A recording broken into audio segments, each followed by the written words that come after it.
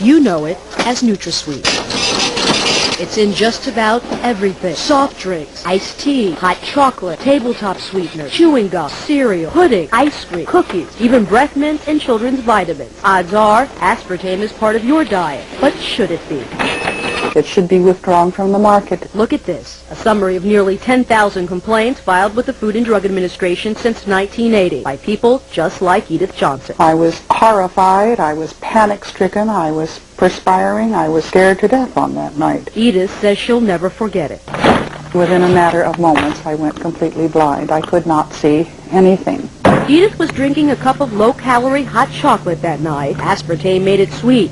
And Johnson says aspartame made her sick. All of a sudden, I couldn't see. My eyes went out of focus, and it was like my vision became quite blurred. And you think it's because of aspartame? I think it's very deliberately because of aspartame, yes. It was terrifying. Kate Randall thought she was going crazy. I started popping in my hands and twitching in my feet, my legs, my knees, my upper legs, and shoulders and arms and everywhere. Like millions of Americans, Kate Randall was a Diet Coke drinker, a big one. 9 Diet Cokes a day. For how long? 5 years. Every day. Every day. Kate Randall isn't the only one who believes Nutrasweet is dangerous. Dozens of web pages warn against the ill effects of aspartame. One of them is supported by this man, Dr. H.J. Roberts, a private physician and author of several articles and books on aspartame. Somebody has got to put this out and say, be careful. Roberts calls aspartame an ignored epidemic. Is that I have over 1,300 in my own database that people have had terrible reactions to products containing aspartame. Dr. Olney, do you think that aspartame should be on the market today? No, Why not? because it hasn't been demonstrated to be safe. Dr. John Olney is a researcher at Washington University in St. Louis. I fed aspartame to infant mice and found that it produced the same kind of brain damage. That it indicates that if there's an adverse effect, a serious adverse effect in the animals, and if that adverse effect is absolutely proven in the animal research, then it should not be approved for human use. Dr. Olney took his findings to the Food and Drug Administration as Cereal, the company that developed aspartame, pushed to get the new sweetener to market. The FDA looked at the research and in 1975 put aspartame's approval on hold. It set up an independent panel of doctors to study aspartame. In 1980, that public board of inquiry unanimously ruled aspartame should not go on the market. We had a major responsibility to evaluate. Dr. Vernon Young from MIT is the only surviving member of the board of inquiry. Our conclusion was that on the basis of the evidence presented at that time, we weren't able to assure ourselves of the safety of aspartame in that particular context, and that we advised the need for additional studies. They had some concerns about it and felt that there should be additional animal studies done before it was approved. Dr. Jerry Goyen was the FDA commissioner then. I looked at that, read it at the time, obviously, and said that, well, what we had to do next was set up an internal committee of people who had played no part in previous studies of aspartame. But Goyen never had the chance to review the results. That's because he was forced to step down in 1981, when newly elected President Ronald Reagan appointed a new commissioner.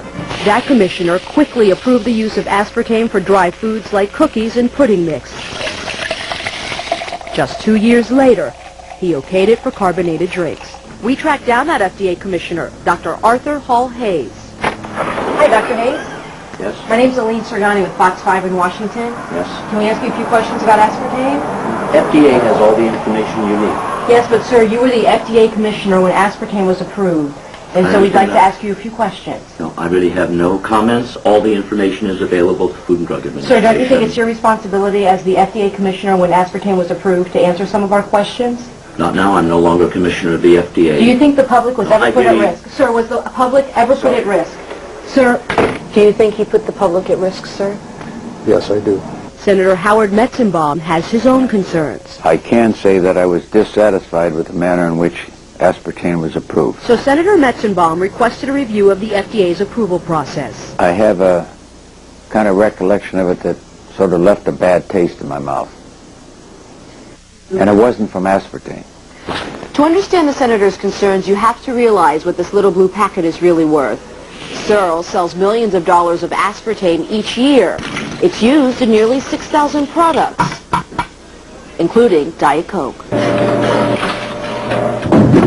Searle had a vested interest in keeping aspartame on the market, and the American public had a craving for a calorie-free sweetener.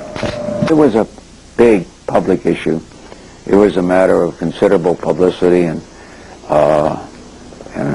public attention. Between my first and second seizures, I asked my neurologist about aspartame and a possible link to seizures. The Senate's public hearings took place in 1987, but nothing came of Metzenbaum's worries. The committee decided not to request more studies and left aspartame on the market. So Fox 5 obtained these campaign contribution records. They show that Searle made contributions to several senators involved in keeping aspartame on the market. Senator Howell Heflin received at least $5,000. Searle also contributed at least $3,000 to Senator Orrin Hatch. Senator Robert Byrd got $1,000, and Representative Henry Waxman also received a $1,000 contribution. And that's not all. We also learned that several federal officials were investigated for possible ties to Searle. I think the chairman of the FDA wound up in having some sort of economic relationship beneficial to himself with Searle Manufacturing, who at that time owned the rights to aspartame. The issue is really not an issue of science, it's an issue of politics. The Monsanto webpage links sites belonging to the American Diabetes Association and the Multiple Sclerosis Foundation. Both organizations have published articles supporting Nutrasweet. Monsanto does not mention its large contributions to both nonprofit groups. Not enough is known about Nutrasweet. Edith Johnson just wants the FDA to order more studies. So do the hundreds of people who continue to file complaints. So many, the Department of Health and Human Services has identified 91 symptoms by complainants attributed to aspartame use. The #1 reported symptom is headaches. Some of the other most reported symptoms are dizziness, mood changes, nausea, and stomach pain. Absolutely, I think the FDA should revisit this issue. But for now, the FDA has no plans to revisit the issue. The agency wouldn't even designate someone to speak with us on camera. But FDA officials did recently speak with members of the Aspartame Consumer Safety Network. James Turner and Mary Stoddard say they've been trying for years to convince the FDA that aspartame should be taken off the market, but their most recent attempt failed. They barely acknowledge the possibility that some people may be harmed. Their basic position is that in everything they've looked at, all the data has come in, and there's nothing, zero, that suggests to them that there's any problem. The Food and Drug Administration maintains aspartame is safe, but that's no comfort for Edith Johnson. You are talking with a very angry lady. I am furious today. They had no right to market it.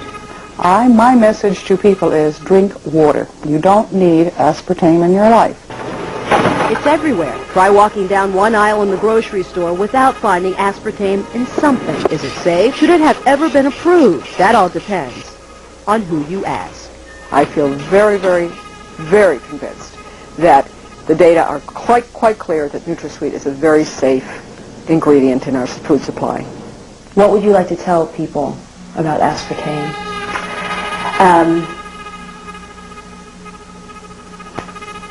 Avoid it.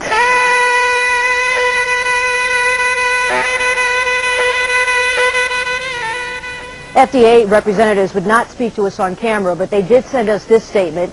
In it, the agency stands behind its decision. The statement then goes on to say the FDA remains ready to act if it receives what it considers to be credible scientific evidence. But until then, Nutrasweet will remain on the shelves of your grocery store. Reporting live, Aline Serdani. Now back to you, Tracy. Well, very interesting report there, Aline. Thank you. One more note on this. Monsanto, the company that owns Nutrasweet, is trying to sell that product. It wants to market another artificial sweetener, and that one is called Neotame. Right now, the company is trying to get FDA approval for that product.